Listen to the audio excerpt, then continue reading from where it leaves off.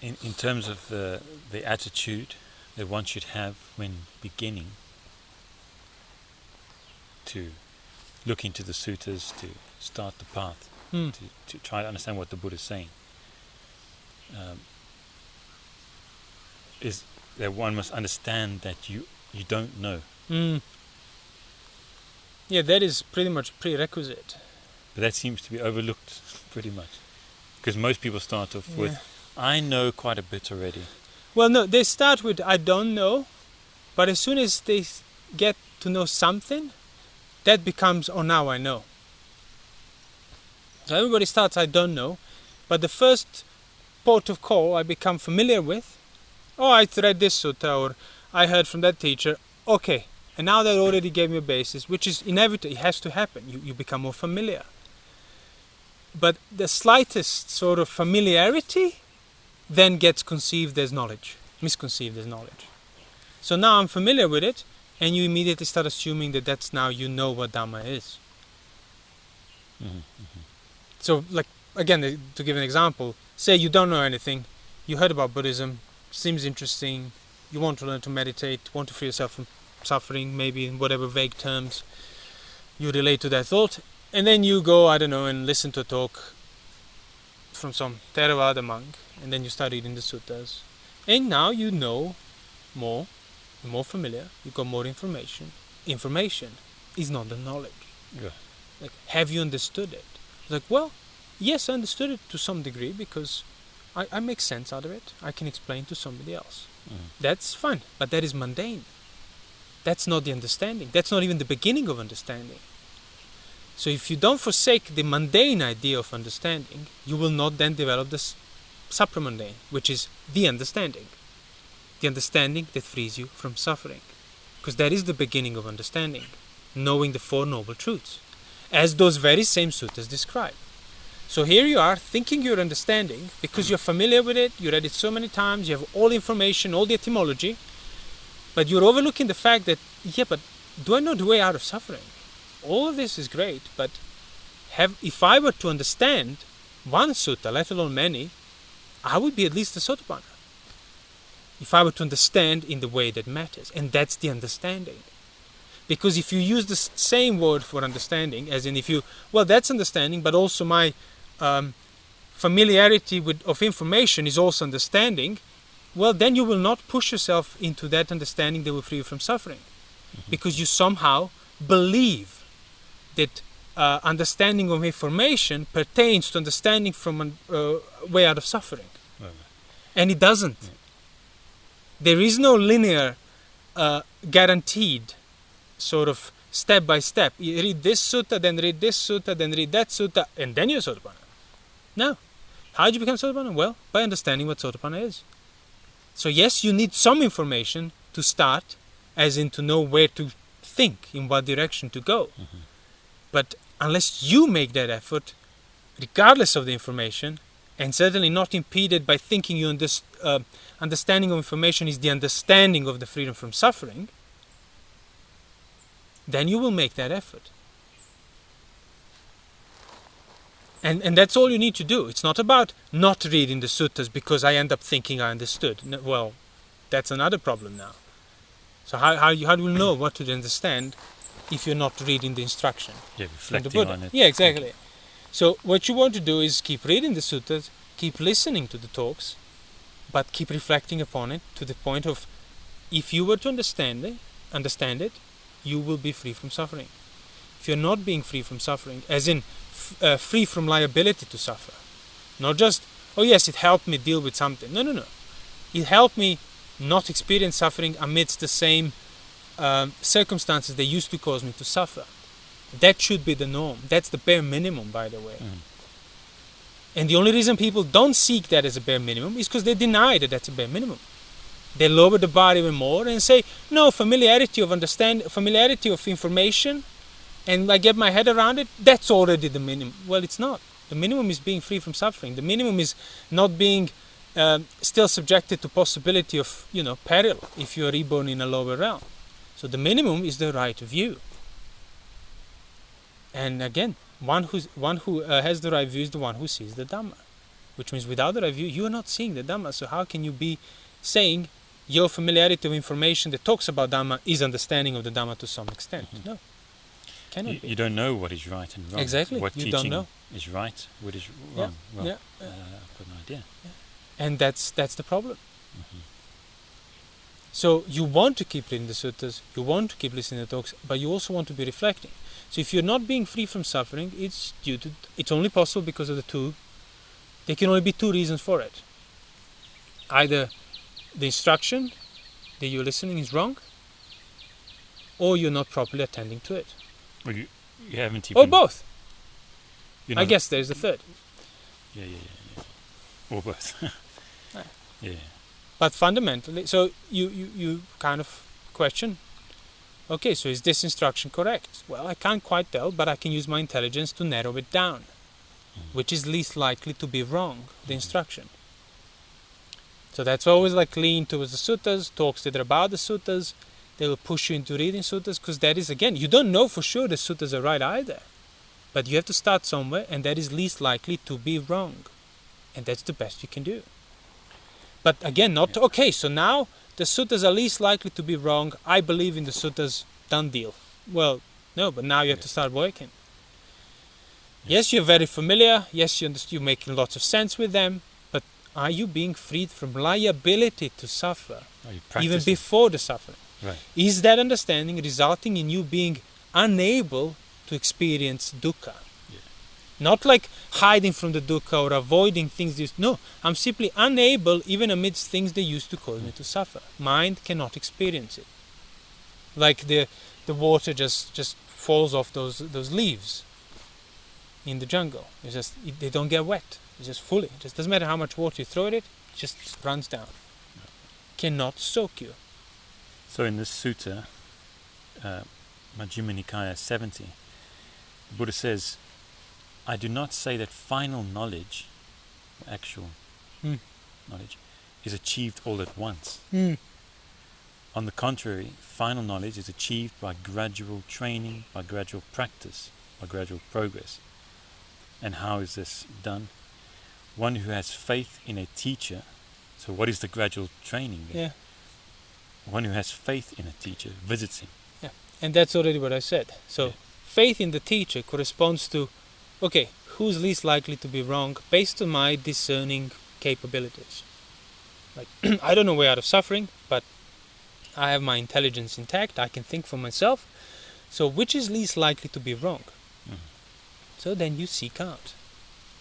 When you find out what is least likely to be wrong, what seems to be pertaining to that which might free you from suffering, you put faith in it, not for its own sake, not as its own goal, but just faith in terms of, okay, I'll apply this. Literally like choosing a medicine. Now you can, this is most promising medicine, but you will never know unless you start applying it and following the instructions. A particular diet, a particular lifestyle, avoiding certain things so the medicine can start to work. But even then, you need to wait. You need to keep doing it gradually until then. So that's what I mean. It's not like the measure of medicine working is then the measure of, I'm healing from suffering. Healing from the possibility to suffer. So that's the true freedom. When you know that you can't suffer, even amidst things that would make everybody else suffer. Not because you learn to focus on your nostrils or you learn to do this, the quick to respond. No, simply you're abandoned craving through understanding. So you're unable to suffer regardless of the circumstances. To the point that the Buddha said, if you're an Arahant, you could have robbers chopping up your limbs one by one like utter savages, and you will not experience dukkha on that account. You will not hate them.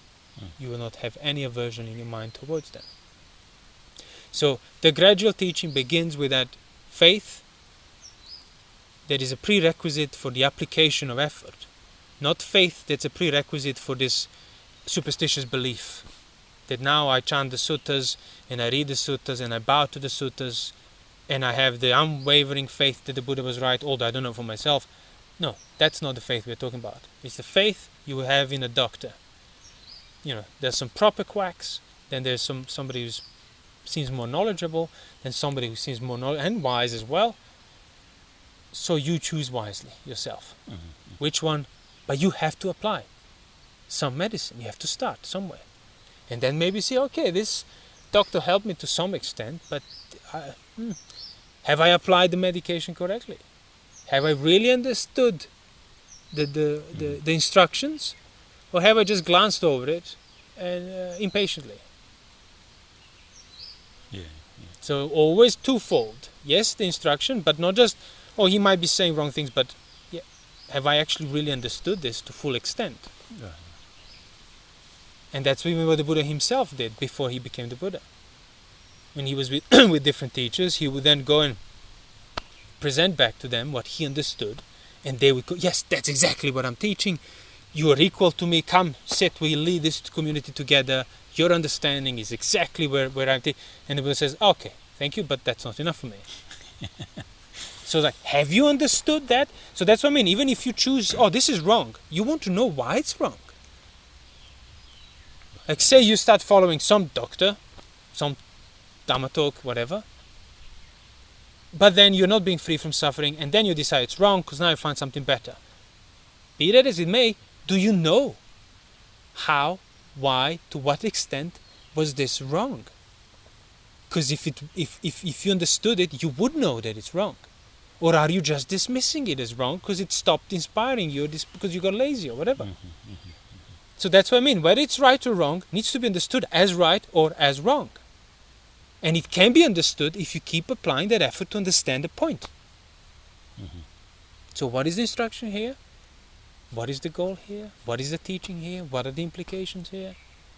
But none of that you can develop or even invest effort if you haven't had faith to begin with. But even if you're just looking for faults in all the doctors, it seems pretty good, but I'm not sure. I'm not sure. You're not applying anything. Because if you're truly in a position to choose right and wrong, you wouldn't need doctors to be helping you. So that's why first and foremost is, wait, I need help. I am not free from suffering. Let me not think that I know when I don't, because if I do know, I would be free from suffering and I wouldn't need any instruction. And time might be short, so don't spend too much time picking and choosing, but instead discern, apply, reflect, and then So a person could go, pretty much anywhere really, some monastery. Anyway, yes. But they have to figure out, is it right or is it wrong? But even if you understand that it's wrong, that would be to your benefit. Yeah, that would be your rightness. This is why it's wrong. It would benefit you actually. No, that's what I mean. Like, even when I say to people, sometimes they ask what monastery to go, it's like, really, all you need is a monastery where, like, say, they will not be forcing views in books on you, as in, if you read anything that deviates from this, you'll be expelled, because there are places like that. No, if he's into suttas or he's into whatever, this teacher or that teacher, as long as, I suppose, Buddhist, that's fine. If they let you study on your own, do your own study, that's fine. And if the place keeps the Vinaya, you don't need more. Even if everything else is, they have these views and senior monks have such views and it's wrong views, none of that is your problem. That's like now you worrying about the state of the medical profession in general. No, you only need a doctor that knows that you can apply. If you can't find the one that knows directly, well, find the instruction from those who knew. And need environment to keep applying it. Environment where you can keep the Vinaya, have enough solitude, and keep studying to the point of developing understanding. That's what I mean study. I don't mean just study and collect information, but make effort, reflect. So from that point of view, many of the monasteries would meet the criteria. You will have pointless tasks and duties, but none of that is really a fundamental issue. Unless, of course, you spend 20 hours of your day doing meaningless things. I'll just continue with that gradual. So the training. faith. He visits that person that he has faith in. If he can. If not, he Googles it. He pays respects to him. He gives ear. So he really gives listens. ear means what I said. you don't look for faults, full stop. So you need to learn how not to confuse. Like looking for faults tends to be confused for discriminating. So if I tell you don't look for faults, okay, so I must stop discriminating. No.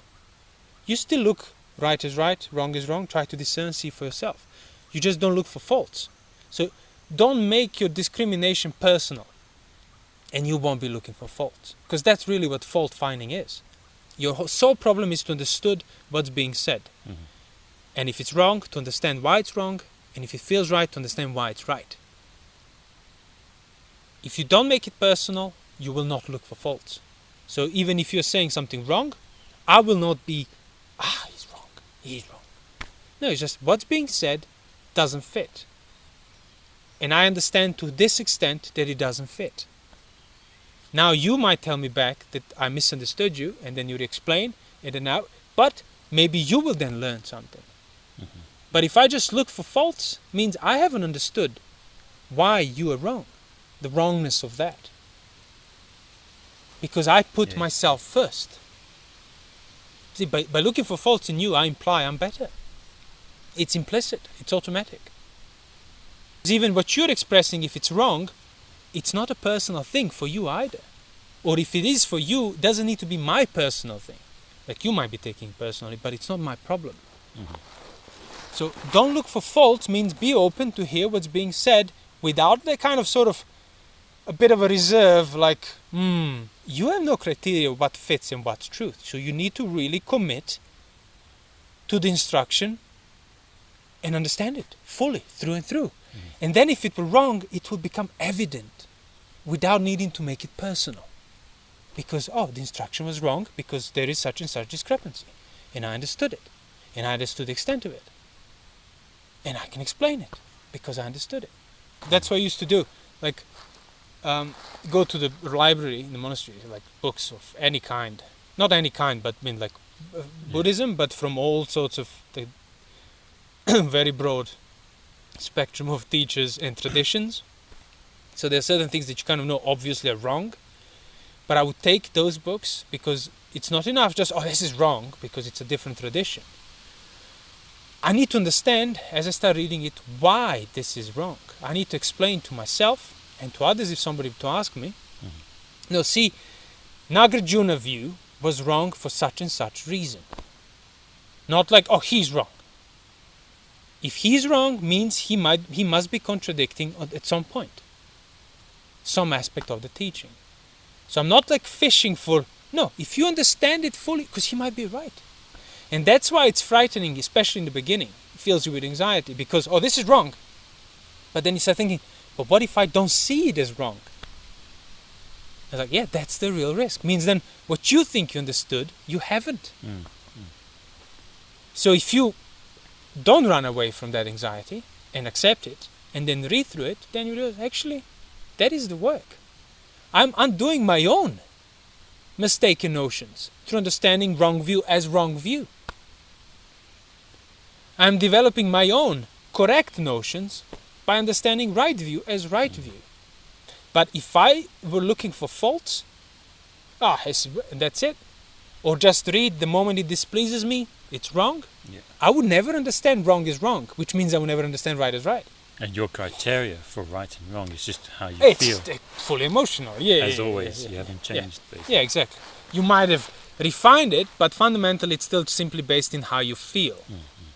And that's not a criteria. I like Theravada. That's not a criteria. Yeah. And why do you like Theravada? Well, I don't know, because the first retreat I went was Theravada and I liked the feeling, and that's it. Yeah. Completely circumstantial. And by the way, for the same reason, people like the non-Theravada. Yeah, completely. They went into that direction and like, this is my path. Yeah. Well, what is the path? Path is that which frees you from suffering. So yes, you can be in Theravada and not be on the path. You can be in non-Theravada and not be on the path. Yeah. Either way, the only way you'll be on the path is if you actually are understanding the Dhamma. If you have that right criteria, whereby understanding of wrong is wrong and right is right, frees you from suffering. Mm-hmm. Wrong view is wrong view, right view is right view. That's the Sotapanna. And to what extent Sotapanna is free from suffering? Well, the Buddha said himself, the mountain Himalayas, and 7 grains of sand are left. So that's how much suffering Sotapanna has abolished. The mountains of Himalayas, suffering he's abandoned. All he has left is these 7 grains of sand. That's how much he has left. So you see how profound right view is. Now you can take that further and abandon these 7 grains of sand as well, become an arahant, and you have to, eventually. But yeah, right view is not a joke, and it's not certainly something you get on account of information, but at the same time, it's not this impossibility either. Do you have your senses intact? Yes. Are you intellectually sound? Yes. Can you think for yourself? Yes. Can you restrain yourself? Yeah, of course. You're aware of your choices? No excuse then for not getting the right view. Right. Suttas are there. Read it, ponder upon it. So then you realize the thing that impedes you is what you just read. So it's not the lack of instruction or this or, they're making me do these things. No. It's your lack of faith, looking for faults, Lack of respect. Lack of application. If you carry on, you realize, so it's this thing, and they're fully dependent upon you. So you can then choose to abandon it. I'll just read it. It says, he pays respects, he gives ear, he listens to what's been said. Then he hears the Dhamma. Having heard the Dhamma, he memorizes it. He examines the meaning of the teaching. Examines the meaning. I mean, how often that gets overlooked today. Yeah. Oh, knowing. The knowing is now. Now I know that I know. What do you know? What have you understood? Please explain to me. Well, I can't put it into words. There is no understanding then. I mean, the way the monks back in the day would know whether they are kind of on the right path or not is they get other monks to question them. And then they explain. And the ones who understood would say, yeah, what you're saying is basically right. Because they understood it. They know what this person's talking about. So examine the meaning. There's nothing mystical about it. I had this experience and, just, it's out of this world. Well, great. What is out of this world? Yeah. What do you mean by But experience? is the Buddha teaching that liberation comes out of the experience from out of this world, or comes out of full understanding upon examining the meaning? Full understanding upon examining the meaning. So it doesn't matter what experience you have. What matters is whether you understood it or not. So examining the meaning. Are you examining the meaning? After you lend your ear, not looking for faults, out of faith? Okay, so now, day in, day out, my practice is examining the meaning to the point of understanding these universal truths, the Dhamma, that frees me from liability to suffer, let alone any suffering right here, right now. Because without that, examining me, you cannot gain a reflective acceptance of those teachings. Yeah. You can't gain an understanding if you do not examine the meaning. Exactly. Just magically, somehow it cannot occur. So after gaining an understanding, you know what needs to be done. Zeal, effort springs up. Yeah. When effort springs up, he applies his will. Exactly. He understands what needs to be done. And you can think about it you need to fix something. So you have this idea that you need to fix, but you have no clue how to go about it. How would you feel towards that prospect? Because you don't really know what you need to do. You don't know how to fix it. You don't even know exactly what needs fixing. But then imagine, this is what needs fixing, and this is how you do it. I do it right now.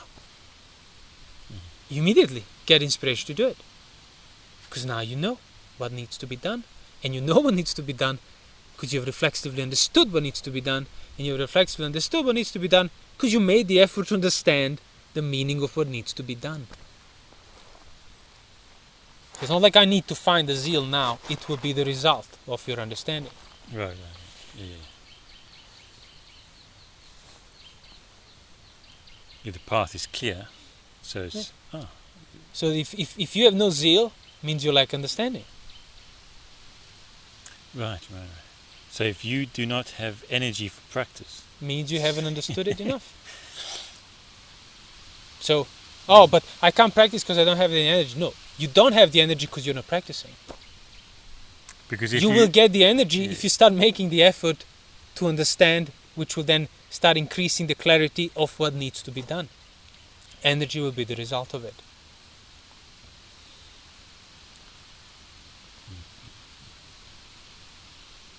So a lot of people actually say that I don't have the energy for practice anymore.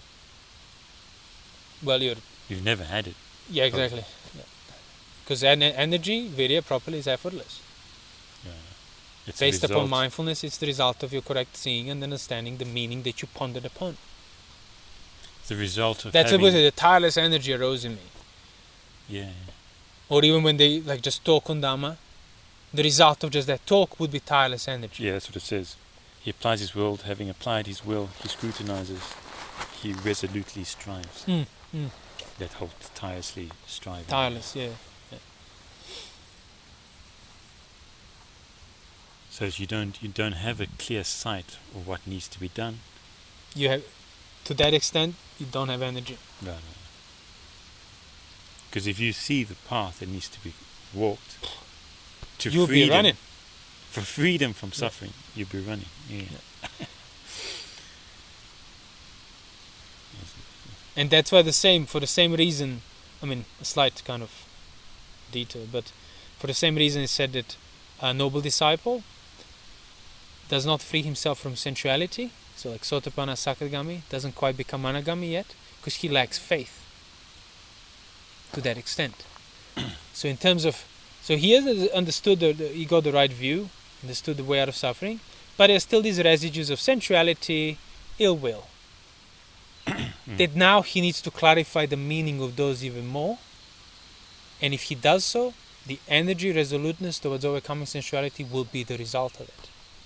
But he doesn't do that because he doesn't really develop faith in those directions, so to speak. As in, you found a doctor, he cured you, you see for yourself now what health is, but there's still some lingering symptoms that pop up, bother you, disappear. Now, from your overall view of general health, you're not terminal anymore. This is nothing. But from the point of view of itself, it's still something. It's still these ailments that come up. So now you just need to develop faith a bit further and start treating those ailments as well. So that the energy can... Then once you get to know how to deal with the ailments on account of reflecting upon it, thinking upon it, the energy will be effortless. But isn't that with all life's goals? It as is. soon as you see this is that's how you do it. It yeah, is. as You see that in those generic sort of motivational quotes. It's always that. It's just people don't even think about it. No, if you think about it, then you wait a minute. Well, I could actually do this. The clarity of the more goal. you think, the more you ponder, the clearer it becomes what needs to be done. Right. So yeah, it starts with that attitude. But that's why it's also important to come across the right instruction that tells you this. If I just tell you, oh no, practice of Dhamma, it's about non-understanding. The more you practice, the less you know. Which, I heard people say, as a teaching, that's completely the opposite. So now, so it's about not knowing. So I must start forgetting even things I know. And if you think that's what the practice is, well, you found a really bad doctor who's not a doctor. Yeah, 'cause if you have who's faith not just in not curing you, he's basically making you even more sick. Because now you think that's what Dhamma is, and you spend the rest of your life applying the non-knowing of whatever else contradictions you picked up, thinking you're practicing. Well, you haven't. If you reflected properly enough. If you reflected properly enough, yeah. You would see that. If you just started reading the suttas, you'd see, wait, this doesn't make sense. Yeah. But some people... maybe he meant this, maybe it doesn't matter. I will not listen to that doctor because he's not careful with his instruction. Because, yes, I meant this, but I said the opposite. Which self-respecting doctor would do that?